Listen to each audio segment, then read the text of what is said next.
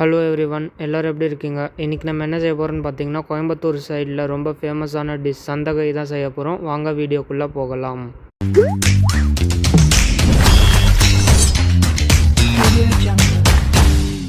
இதுக்கு முதல்ல நம்ம மாவு அரைக்கணும். அதுக்கு நம்ம 4 டம்ளர் அளவுக்கு சாப்பாட்டு அரிசி எடுத்துக்கலாம். நம்ம இன்றைக்கி 2 டம்ளர் கேரளா மட்டை அரிசியும் 2 டம்ளர் சாப்பாட்டு அரிசியும் எடுத்துருக்கோம். நீங்கள் 4 டம்ளரும் சாப்பாட்டு அரிசியும் கூட எடுத்துக்கலாம். அப்புறம் ரைஸை 2-3 வாட்டி நல்லா வாஷ் பண்ணிடுங்க. அப்புறம் ரைஸ் முங்குற அளவுக்கு தண்ணி ஊற்றி ஊற வச்சுருங்க. ஒரு 4 to 6 ஹவர்ஸ் ஊறணும். இப்போது ஒரு 7 ஹவர்ஸ் ஆயிடுச்சு. கிரைண்டரில் அரிசியை போட்டு நல்லா அரைச்சி எடுத்துக்கலாம்.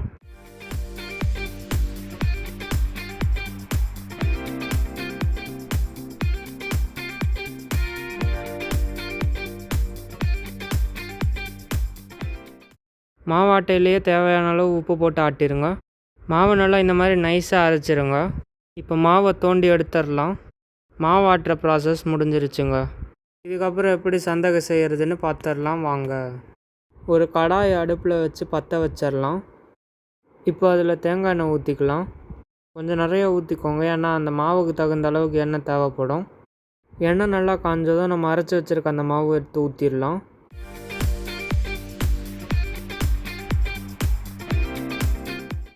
இப்போ இதை நல்லா கலக்கி விட்டுக்கிட்டே இருங்க. நம்ம கொழுக்கட்டை வீடியோவில் கிளறி இருப்போம்ல, அந்த மாதிரி நல்லா கிளறி விட்டுக்கோங்க. இந்த கொழுக்கட்டை வீடியோட லிங்க்கை நான் மேலே ஐ கார்டில் கொடுக்குறேன். அதை கிளிக் பண்ணி பார்த்துக்கோங்க பார்க்கலன்னா.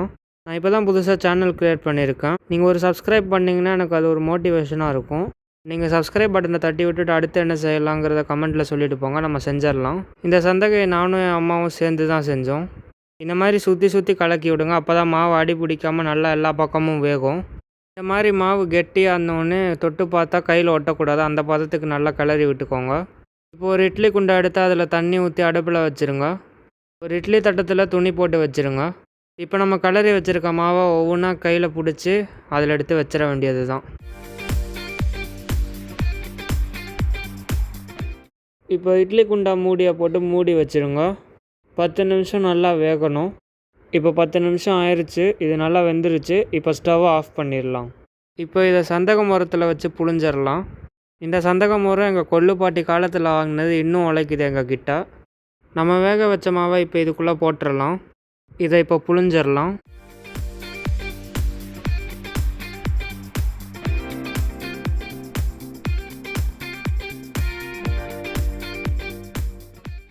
இந்த மாதிரி எல்லா மாவையும் புழிஞ்சு எடுத்துருங்க. இதை புளியறதுக்குள்ளே என் பெண்டு கலண்டுருச்சுங்க. இப்போ ஸ்டவ்வை பற்ற வச்சுட்டு கிளறி விடுறக்கு வசதியாக ஒரு பெரிய குண்டை எடுத்து வச்சுக்கோங்க. இப்போ 3 ஸ்பூன் அளவு தேங்காய் எண்ணெய் ஊற்றிக்கோங்க. எண்ணெய் காஞ்சதும் கடுகு, உளுத்தம்பருப்பு சேர்த்துக்கலாம். உளுந்து கலர் சேஞ்ச் ஆகிற வரைக்கும் நல்லா வறுத்து விடுங்க.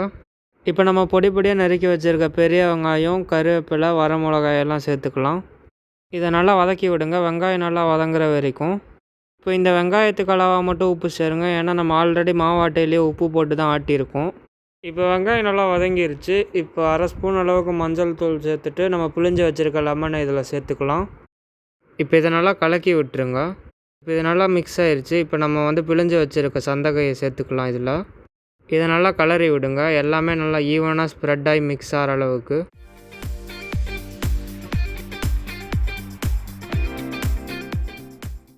இப்போ இதை நல்லா மிக்ஸ் பண்ணியாச்சு. கடைசியாக இறக்க போகையில் கொத்தமல்லி தழை போட்டு இறக்கிற வேண்டியது தான். அவ்வளவு தாங்க, அருமையான சந்தகை ரெடி ஆயிடுச்சு. இதை உங்கள் குழந்தைங்களுக்கு செஞ்சு தந்து பாருங்கள், விரும்பி சாப்பிடுவாங்க.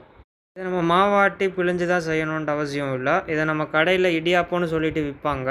அதை நம்ம பிச்சு போட்டு கூட இந்த மாதிரி தாளித்து சாப்பிட்லாம், சுவையாக தான் இருக்கும். நம்ம பிள்ளையிலேயே கொஞ்சமாக வெள்ளை சந்தகை தனியாக எடுத்து வச்சுருக்கோம். இதை எப்படி சாப்பிட்லான்னு பார்க்கலாம் வாங்க. இதை ஒரு பிளேட்டில் வச்சுட்டு சர்க்கரை கொஞ்சமாக போட்டு நெய் ஊற்றி வாழைப்பழம் வச்சு பிசைஞ்சு சாப்பிட்டா அருமையாக இருக்குங்க. ட்ரை பண்ணி பார்த்துட்டு எப்படி இருந்துச்சுன்னு கமெண்ட்டில் சொல்லுங்கள்.